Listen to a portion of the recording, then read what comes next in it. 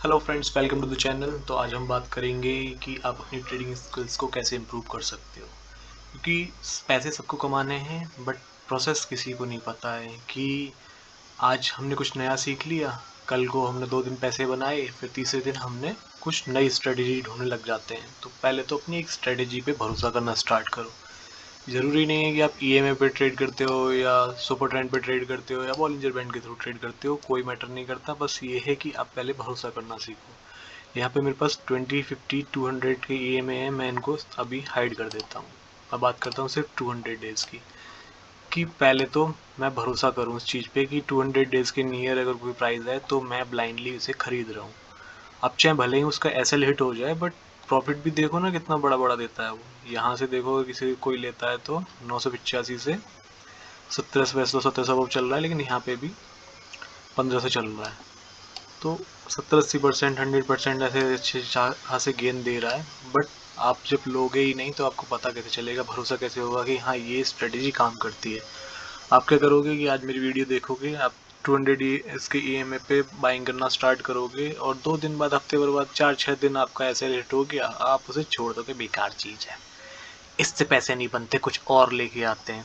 तो ऐसा भी नहीं होता है कि पहले तो ट्रस्ट करना सीखो कि जो कर रहे हो वो सही कर रहे हो या नहीं कर रहे हो। 2 महीने, 2 महीने, 3 महीने ट्राई करने के बाद अगर फिर भी पैसा नहीं बन रहा है, तब समझ में आता है कि आप स्ट्रेटेजी चेंज करोगे। लेकिन 2 दिन पैसा कमा के तीसरे दिन आपने पैसा नहीं कमाया, या लगातार 4 दिन पैसे नहीं बनाए, फिर आप कह रहे हो ये तो बेकार है। तो मार्केट भी डिपेंड करती है उस पर। ऐसा नहीं होता है कि हमारे इंडिकेटर गलत थे या हमारा डिसीजन गलत था। मार्केट में शायद सेलिंग प्रेशर ज़्यादा आ रखा हो, तो वैसे भी आप खरीद के कोई फ़ायदा नहीं है, वो नीचे ही जाएगा।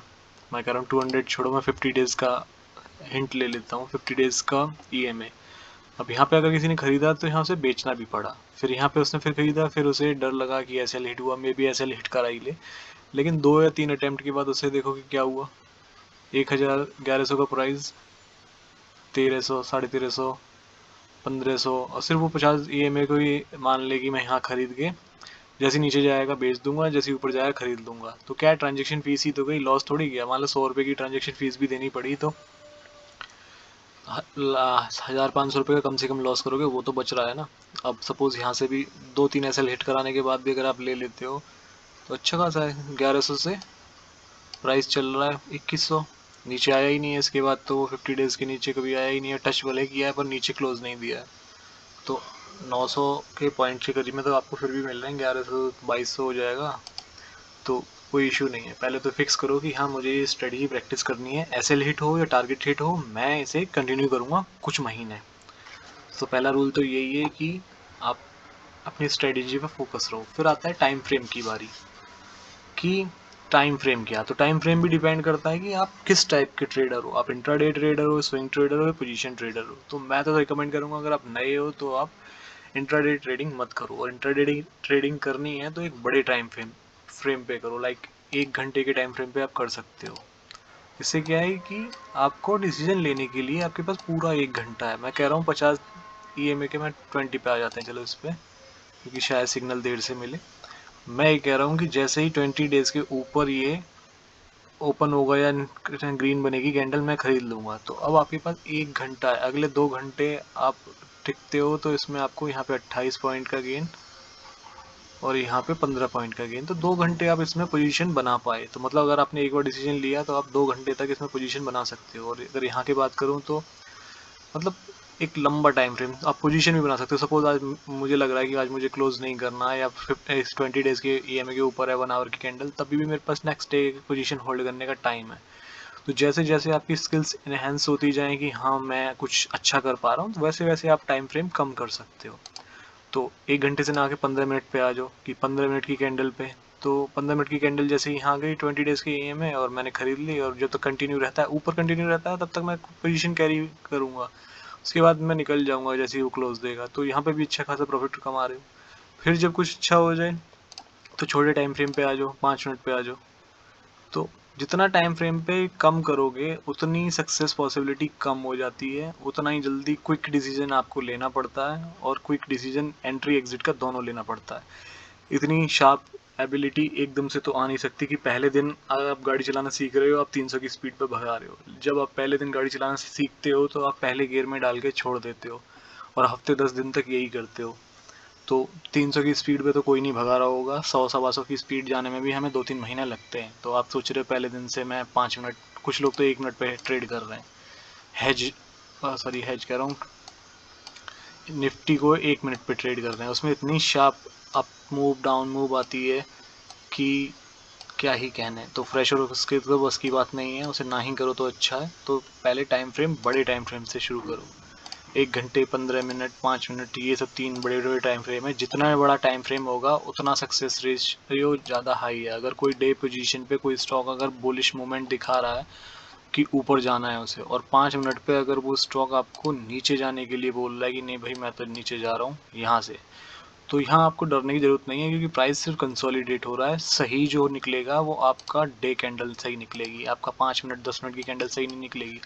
सपोज़ यहाँ पे आप वन डे पे अगर आप कंफ्यूज हो कि ऊपर जाएगी नीचे जाएगी, तो आपका अगला फ्रेंड है 1 वीक की कैंडल। अगर 1 वीक की कैंडल कह रही है प्राइस ऊपर जाएगा, डे कैंडल बोल रहा है कि प्राइस नीचे जाएगा, तो एक एसएल डिसाइड करो और एंट्री ले लो। सही जिसको जाना है सही जाएगा वीक की कैंडल, और उसके भी ऊपर है मंथ की कैंडल।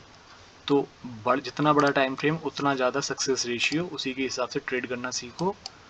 और उसके बाद आती है एनालिसिस की बारी। सपोज़ 1-2 चार्ट देख लिए मैंने, ये तो बहुत अच्छे अच्छे जा रहे हैं, पर क्या बाकी के चार्ट पे भी यही चीज़ अप्लाई होती है? अगर मैं 50 डेज़ का EMA कंसीडर करूँ, तो क्या यहाँ पे सक्सेस उतनी मिल रही है मुझे?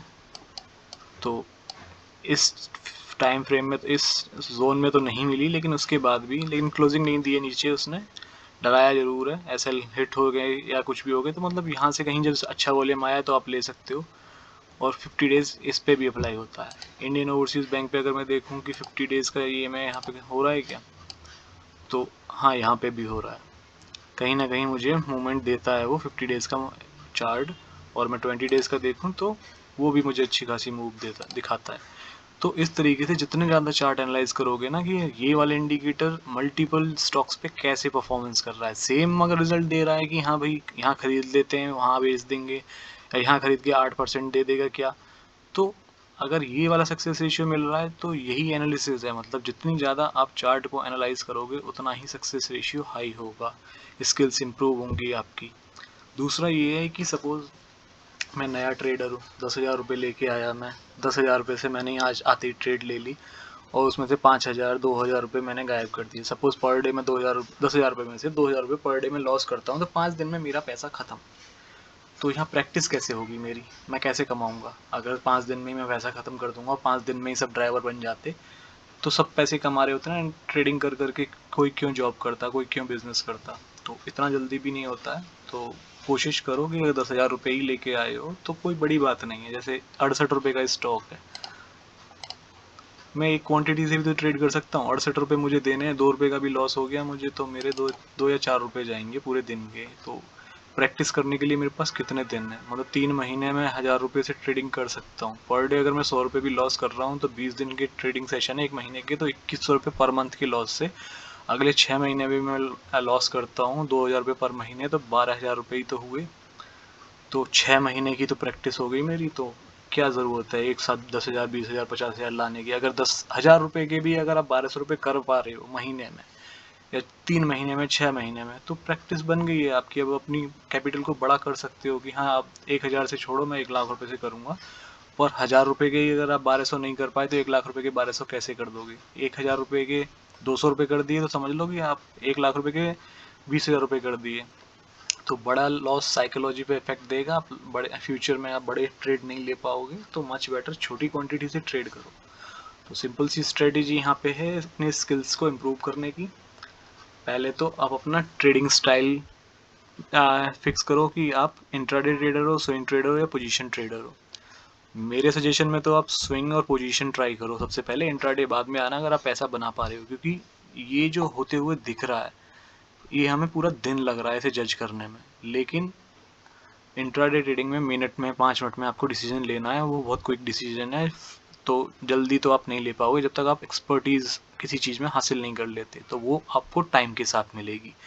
तो स्विंग से ट्राई करो, पोजीशन से ट्राई करो। इंट्राडे में एकदम से मत जाओ, छोटे टाइम फ्रेम में, बड़े टाइम फ्रेम पे काम करो। फिर आप डेली स्टॉक्स देखो, चार्ट देखो कि जो आप स्ट्रेटजी यूज़ कर रहे हो मल्टीपल स्टॉक्स पे कैसे रिएक्ट कर रही है, पॉजिटिव रिएक्शन है, नेगेटिव रिएक्शन है, सक्सेस रेशियो कैसा है कि आप 10 ट्रेड ले रहे हो तो 10 में से कितनी बार आपके ऐसे हिट हो रहे हैं या कितना नीचे तक जा रहा है। 100-500 रुपये का लॉस हो गया, अगर 10,000 का प्रॉफिट दे के जा रहा है तो बहुत अच्छी बात है, ये तो स्ट्रेटजी बहुत मस्त है। तो और क्वांटिटी कम रखो तो ही आपका कुछ हो सकता है, वरना 10,000 रुपये ला के या 1,00,000 रुपये ला के ज़ीरो करना तो सबको आता है।